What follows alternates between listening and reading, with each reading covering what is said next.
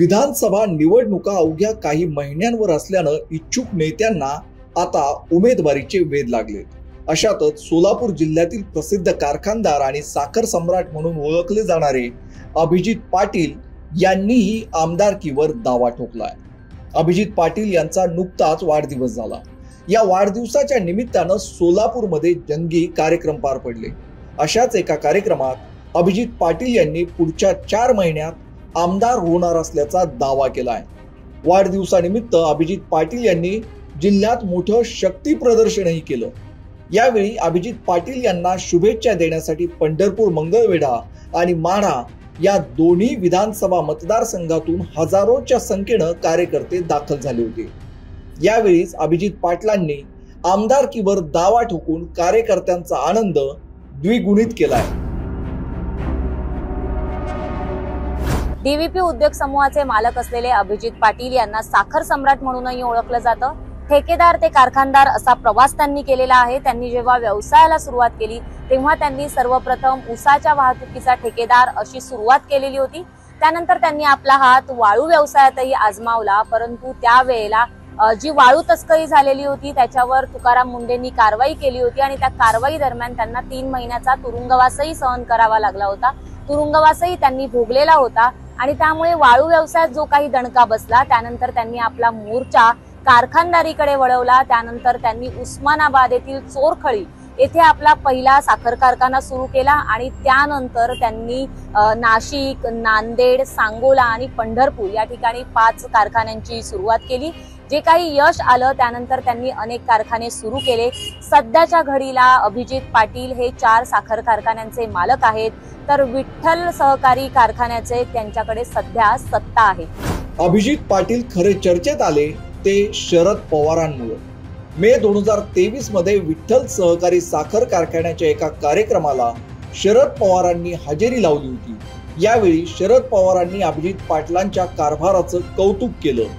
इतकंच नाही तर आपल्याला हे नेतृत्व घडवायचं आहे, त्याच्या मागे खंबीरपणे उभे राहा। एकदा तुम्ही नेतृत्व उभं केलं तर आमच्यासारखेही पाटलांच्या पाठीशी उभे राहतील, असं आवाहनही पवारांनी शेतकऱ्यांना केलं होतं। मी तुम्हाला एवढंच सांगतो की ज्यावेळी निवडणूक येईल त्यावेळी राष्ट्रवादी काँग्रेसच्या सहकाऱ्यांचा, आमच्या सगळ्या महाविकास आघाडीचा लोकप्रिय उमेदवार हा या ठिकाणी कोण आहे असा प्रश्न विचारला तर लोक अभिजितचं नाव घेतील, या दृष्टीनं तयारी करा, असंही पवार म्हणाले होते। खुद्द शरद पवार यांनीच अभिजित पाटील यांच्या पाठीवर थाप मारली असल्यानं पंढरपूर मतदारसंघातून त्यांना उमेदवारी मिळणार असं निश्चित झालेलं होतं। परंतु राजकारण इतकं सोपं नसतं। नुकत्याच झालेल्या लोकसभा निवडणुकीमध्ये अनेक उलटफेर झालेले होते। जे माढा आणि सोलापूर हे जे 2 मतदारसंघ होते त्यामध्ये समीकरणं बदललेली दिसून येत होती। भाजपाकडून आपल्याला उमेदवारी मिळणार नाही म्हणून मोहिते पाटील यांनी शरद पवार यांची तुतारी हाती घेतलेली होती आणि त्यानंतर शरद पवारांनी दिलेला शब्द पाळत अभिजित पाटील यांनी माढा आणि सोलापूर या दोन्ही मतदारसंघातून जे महाविकास आघाडीचे उमेदवार होते त्यांचा प्रचार प्रसाराला सुरुवात केलेली होती। परंतु त्याच दरम्यान त्यांचा विठ्ठल सहकारी जो कारखाना आहे त्यावर जप्ती आलेली होती। त्याच्यावर कर्जाचा जो बोजा आहे तो मोठ्या प्रमाणात होता आणि त्यामुळेच शिखर बँकेने या कारखान्यावर जप्ती आणलेली होती आणि या जी जप्ती आहे ही उठवण्यासाठी अभिजित पाटील यांनी अनेक प्रयत्न केले। सर्व बाजूंनी प्रयत्न केल्यानंतर हे जप्ती जी आहे ती आपल्याला उठवणं अशक्य असल्याचं अभिजित पाटील यांच्या लक्षात आल्यानंतर त्यांनी देवेंद्र फडणवीस यांची भेट घेतलेली होती आणि देवेंद्र फडणवीस यांनी जे सांगितलं तर त्याप्रमाणे त्यांनी महाविकास आघाडीचे जे उमेदवार आहेत त्यांचा पाठिंबा काढून घेतलेला होता आणि त्यानंतर लोकसभा निवडणुकामध्ये त्यांनी भाजपाच्या उमेदवारांना जो आहे तो पाठिंबा दिला आणि त्यांचा प्रचार प्रसार केलेला होता। या बदल्यामध्ये देवेंद्र फडणवीस यांनी जो विठ्ठल सहकारी कारखाना आहे याच्यावरची जप्ती उठवली आणि राज्य सरकारने या कारखान्यासाठी 347 कोटींचं कर्ज मंजूर केलं होतं। अभिजित पाटील हे पंढरपूर विधानसभा मतदारसंघातून विधानसभा लढण्यास इच्छुक असले तरी ते माढ्यातूनही लढू शकतात अशी चर्चा आहे। पण आता तांत्रिक दृष्ट्या पाहायला गेलं तर पाटील, पवार की भाजप नक्की कोणासोबत आहेत याबाबत संभ्रम कायम आहे। पंढरपूरमधून भाजपकडून लढायचं झालं तर तिथे सध्या समाधान आवताडे हे भाजपचेच आमदार आहेत, तर त्यांना प्रतिस्पर्धी म्हणून भगीरथ भालके आहेत। अशा वेळी पाटलांना भाजपकडून उमेदवारी मिळेल का याबाबत शंका आहे.